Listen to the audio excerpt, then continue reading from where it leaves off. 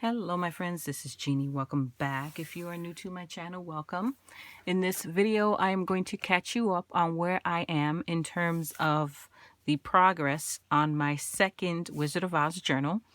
And I also thought that I would film, or at least attempt to film, my process for attaching a signature or sewing a signature into the book. And this is by request. Honestly, I wouldn't be filming this if it wasn't requested, because of the entire process. My least favorite part of the process when it comes to making journals is sewing the signatures into the book. It is always such a struggle for me, just because it's very, it's awkward. It's a lot of bulky signatures, and trying to keep the papers aligned and the holes straight and the cording tight. It's just messy. And I never thought to film that, but because it was specifically what requested, I'm going to attempt to do that. So let's jump right into this. First, let's start with what I have done so far. I still haven't attached my book corners, and as you can see, I am in desperate need of book corners, and that's because I was a little lazy when I was putting the fabric, when I was covering the cover in fabric. I didn't take much care with the corners, and that's because I knew that I was going to use book corners to cover that up. Corners, fabrics, never a good combination for me. I never get it quite right, and I end up with a little bit of fraying. So that's why my habit, my quick fix, my lazy way of addressing this is just using book corners. So that hasn't been done yet. The spine itself, as you can see, it's pre-punched. The holes are there. The holes are there. I have 3 holes. I have 3 signatures. So I have 3 rows of holes, 3 holes in each row. And basically, I have sewn in 2 of the signatures. Haven't sewn in the 3rd one yet. That's the one I'm going to attempt to film today.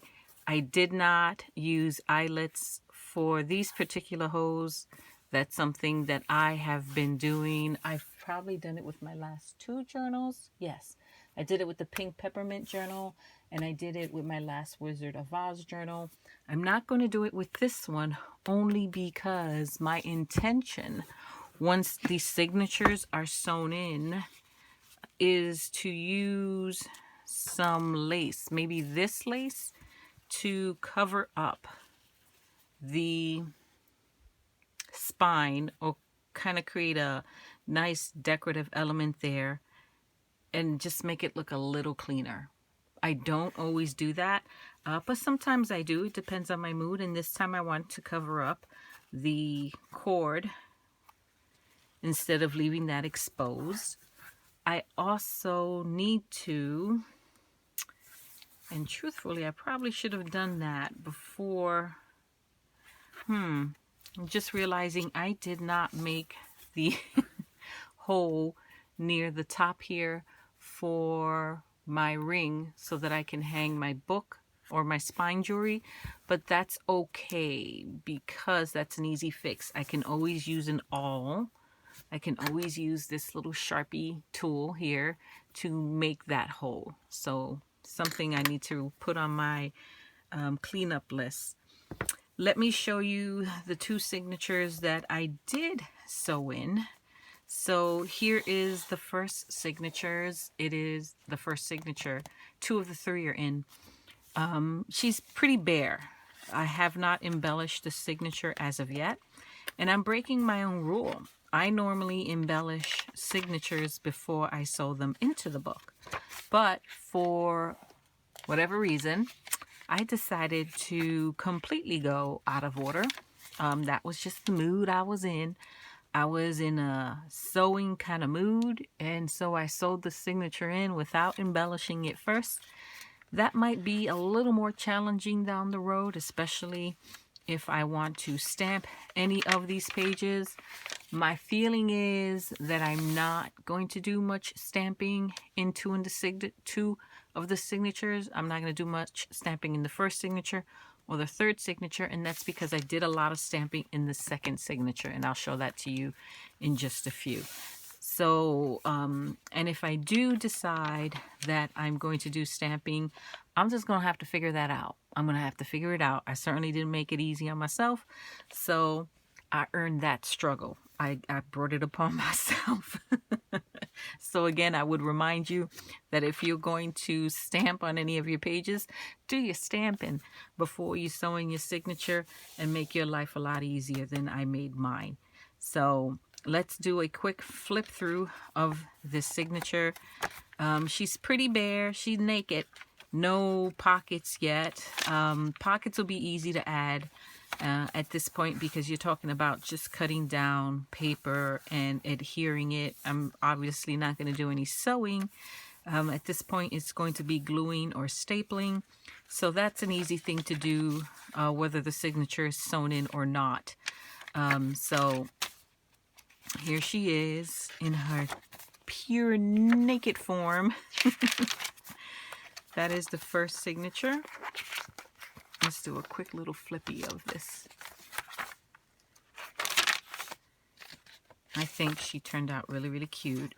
And what I did was, for the wax cord, I usually cut this very short and have an envelope in the center that I use to hide the knot. But this time I left it extra long, super long, almost like dangly length long, definitely dangly length long, because I want to try to do something a little different.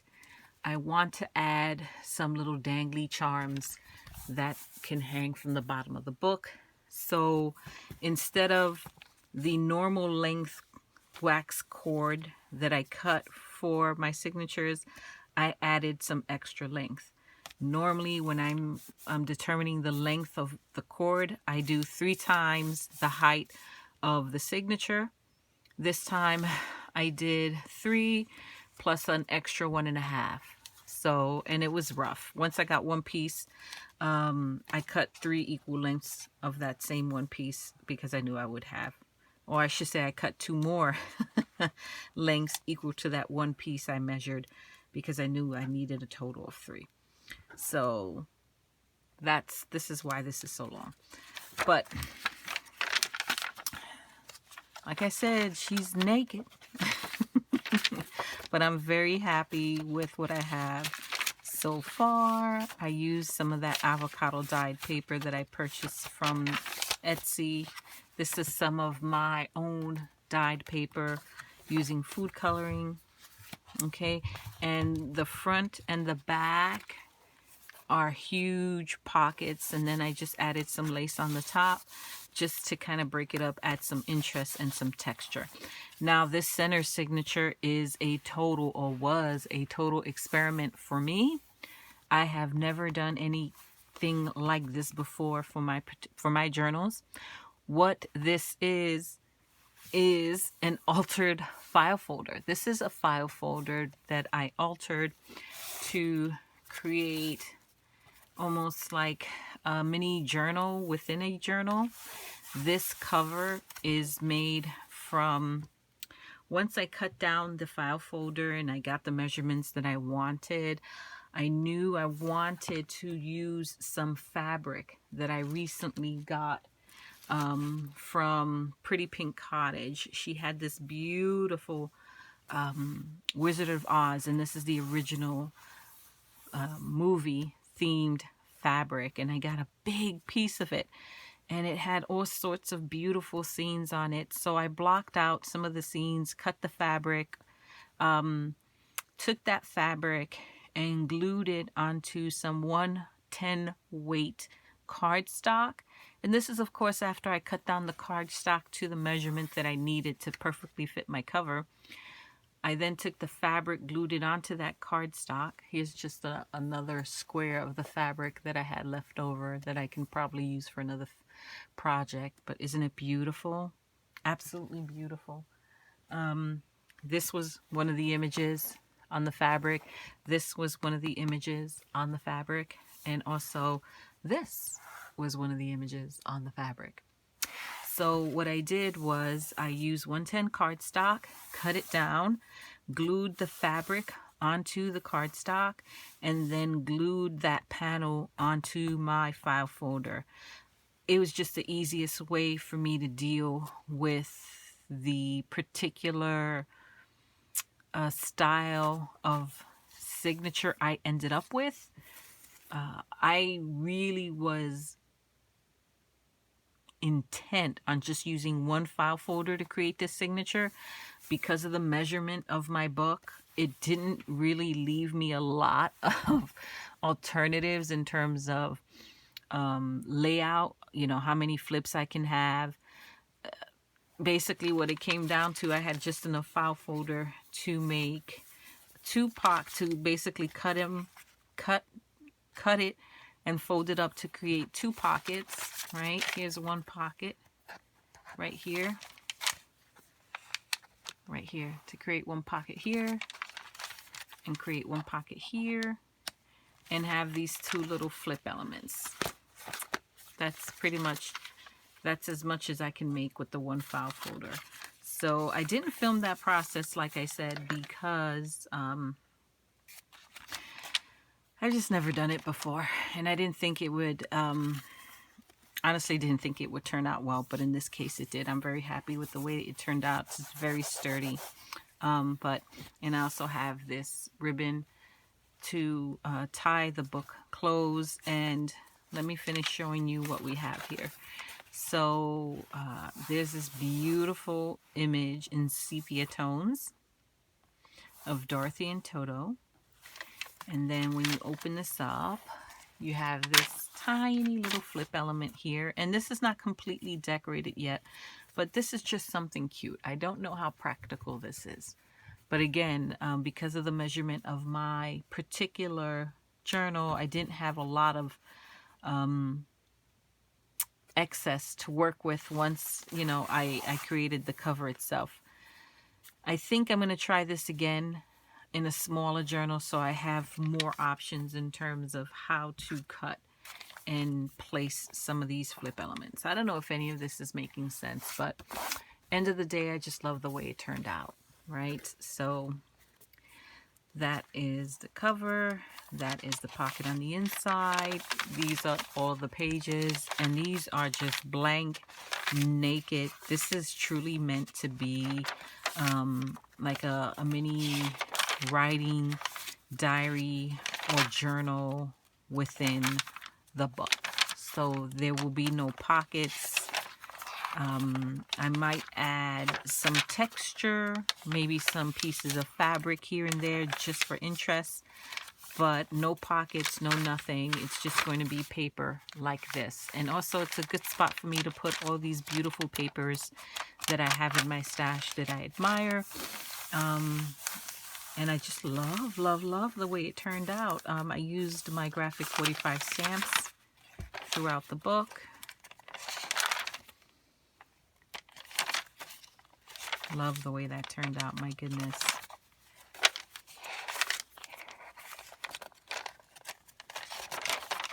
I think those graphic 45 stamps are truly the best thing I've ever invested in terms of my obsession with Wizard of Oz, because I use them.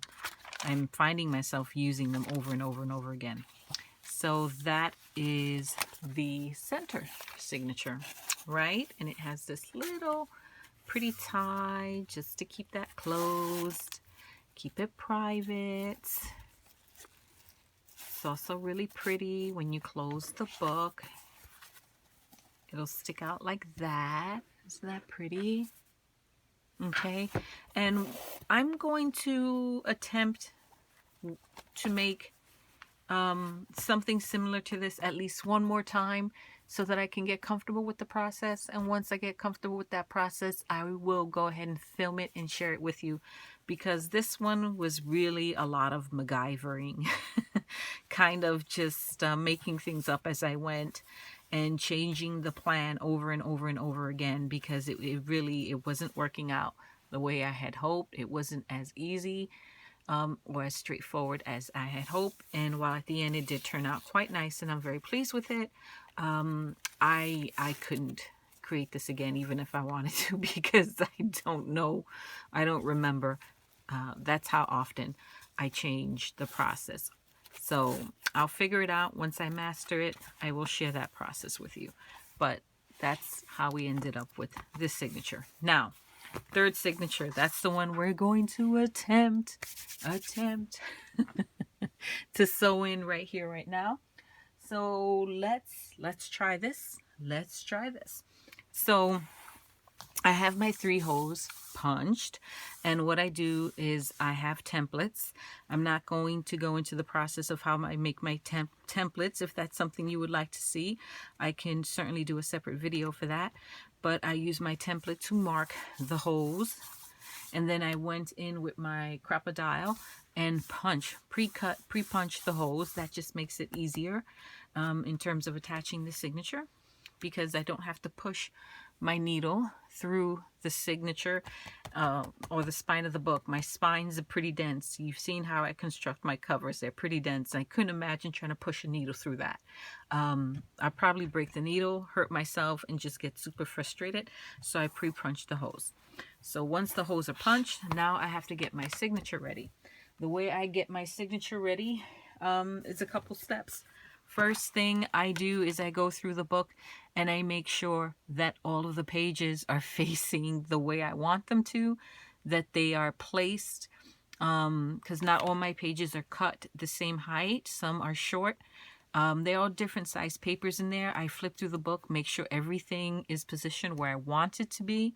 Okay, once I'm happy, I basically tap each side of the book on my table to make sure everything's even Steven. I don't want anything sticking up top or sticking down the bottom or sticking out from the front. I want it all tucked neat. This is what I want my signature to look like once it's sewn in. See how clean that is? You don't see anything popping out. Okay, then I go in with some clips and basically bind the book together.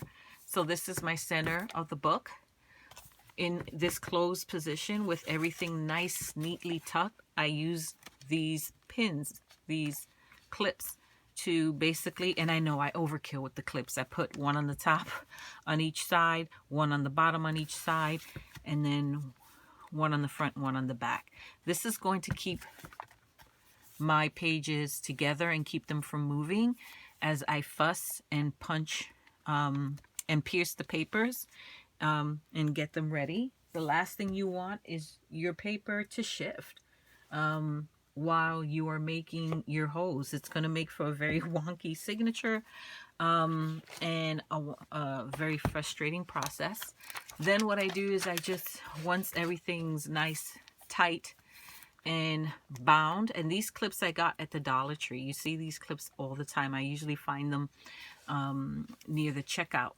It's kind of like an impulse buy. I forget how many come in a pack because I've bought so many packs over the year.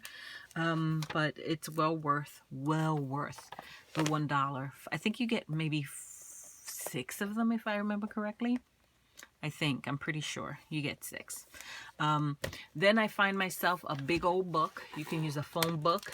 I don't know if they have phone books anymore, but I just use this Uline catalog that I don't even know when this was sent to me a little while ago.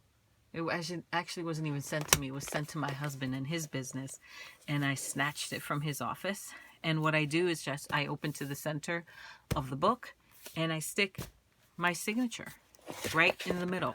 And that's a good way to basically, the book almost acts like a guide. It keeps all of your papers lined perfectly and positioned perfectly. It's also a good way, because it's thick enough, to protect your mat. You want to protect your mat because you're going to pierce these papers. You don't want holes in your mat. Well, at least I don't. So I don't want holes in my mat. So I take the signature, tuck it into the center of the book. I already marked the 3 spots where I'm going to be making holes in preparation for my signatures. Okay, I couldn't see that 3rd hole, but I see it now. My holes are marked. There's a pencil mark here, here, and here. I have my piercing tool. So what I do is I usually start in the middle and just straight down. Make sure I come out on the other side. See that? And I just work it out. Nice and slow. Last thing you want to do is pierce your arm or your hand or your finger. That won't feel good. Wiggle it around a little bit. And then I'm going to do the same thing. I'm just going to bring this closer so I can see where that hole is, that mark is. I'm going to do this here. Close the book a little bit because I do want to make sure I pierce it straight down the middle and it doesn't go off to the side. See that? Right on.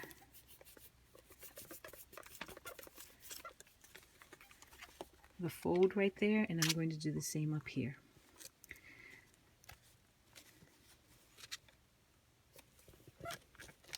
I know this is not really exciting to watch, but it's a necessary step.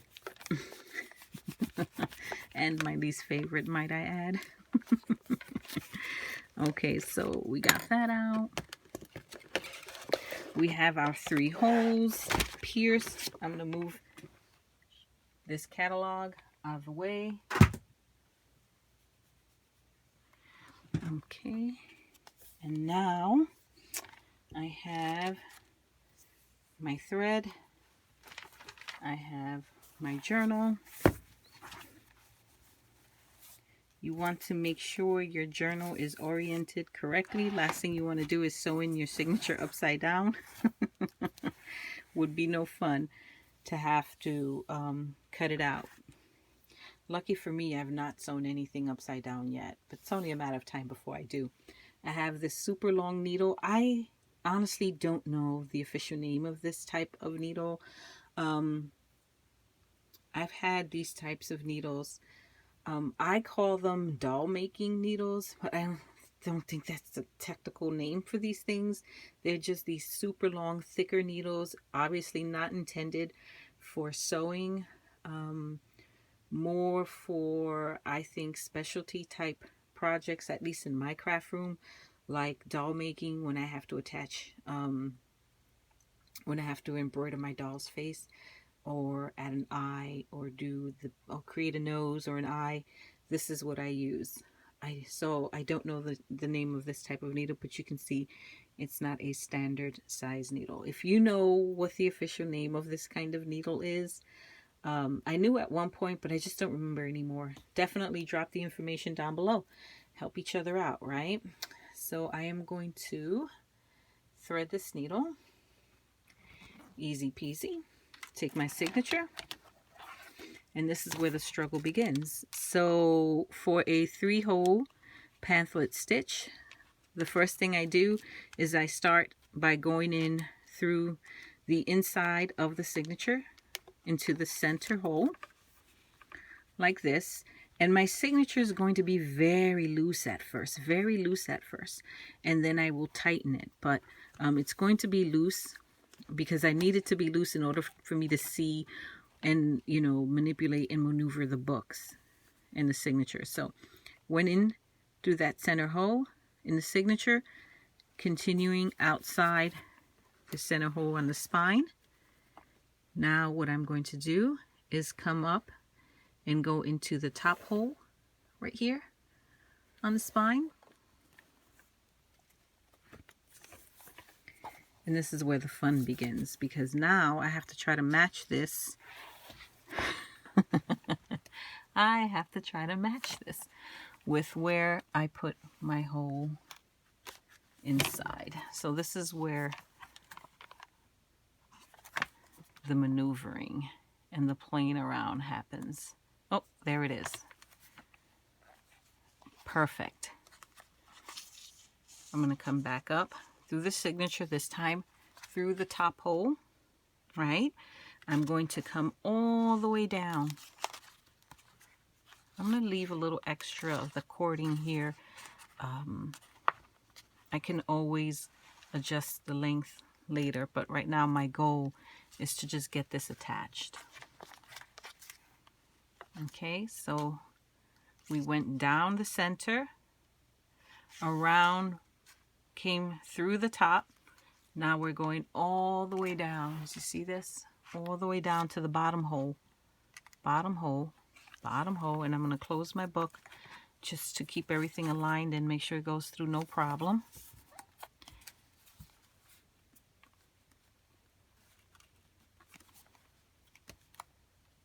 Make sure I get that.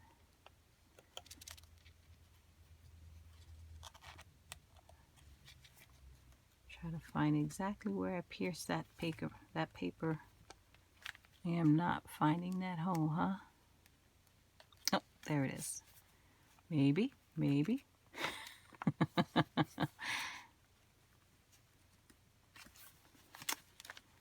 This is just part of the struggle. Oh, there it is. Okay. So there it is.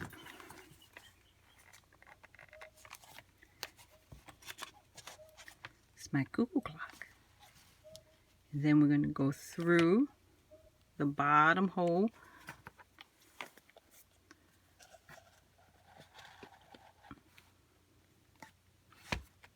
Okay. So always got to keep tabs on this one. You don't want this one to accidentally be pulled through, because that would be awful. Wouldn't it? Oh no, right? But so far we're good. Struggle is real. Okay, all the while I'm keeping an eye. I mean, you're doing multiple things at the same time. You're running your wax cord through the holes. You're also watching to make sure the signature itself stays centered to your book. You don't want it to shift high or low. Okay, so we went through the bottom. This is what the spine is looking like. Okay, now we have to go through this center hole, back through the center hole right here, and back into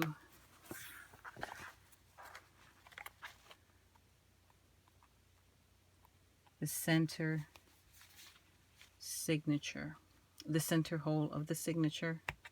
Want to be careful. Hopefully I'm in frame. Want to be careful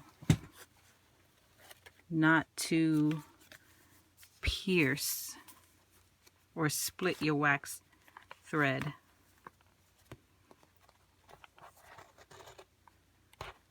Okay, I have to try to get it through that same hole I went through earlier. I tell you, my least favorite part. There we go, it went through. Okay. Well, apparently it didn't go through because it didn't come through the other side. So you can see the real-time struggle of getting these books together. Oh, there it is. But this is the reality of it for me. Okay, so now you see how the needle, can you see? I got it back up. There it is. Through that same center hole that I started through. So the tail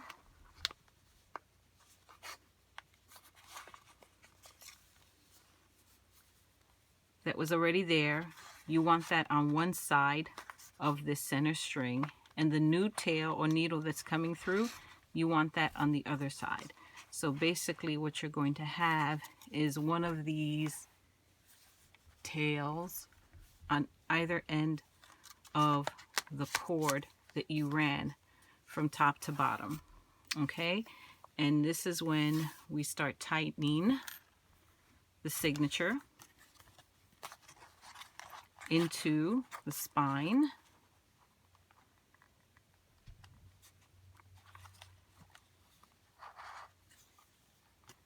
Okay. It's like tying a shoelace, right? You just tighten, tighten, tighten until it's the right tension. And all the while I'm watching to make sure that my signature stays in the center here. It doesn't go up too high and it doesn't go down too low. Okay. I'm testing the tension by feeling what the tension is on the spine. If this cord feels too loose, then I need to tighten it. I need to tighten it. That feels really good. Last thing you want is for your spine to come loose, or your signature to come loose.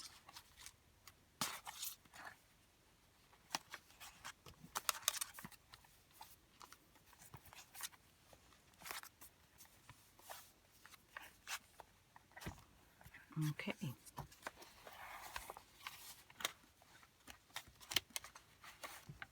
Can take these off now.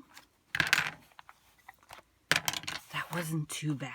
I don't know how much of that actually translates well on video.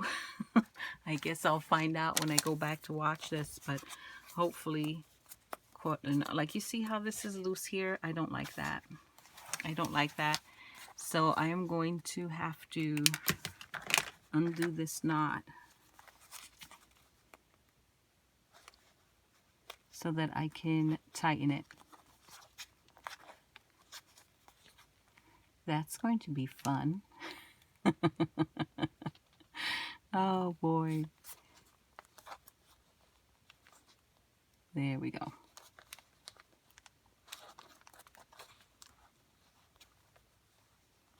How painful is this to watch? But this is the reality of putting these things together for me. And now you can appreciate why this is probably my least favorite part of the entire process.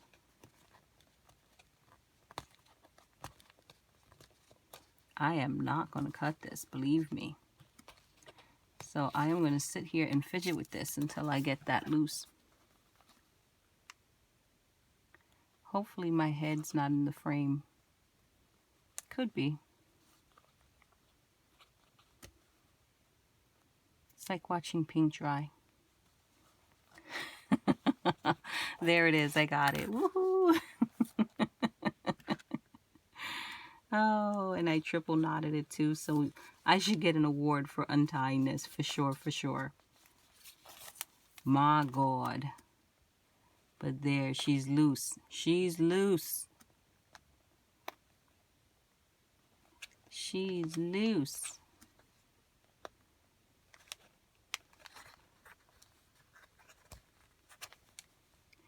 And this is why you use wax cord, because it is pretty dang on good if you tie it proper to begin with. There we go. It won't come undone easily. Okay. All right. Let's try it again. Okie dokie. I like that tension better now.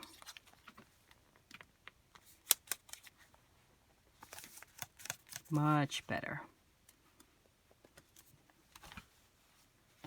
My goodness. Here we go. Yeah, that feels nicer. Much happier with that.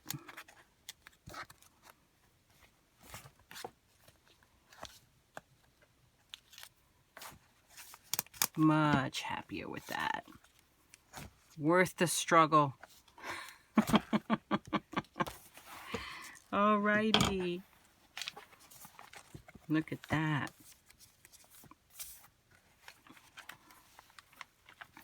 And she is in. She is in. And she is secured.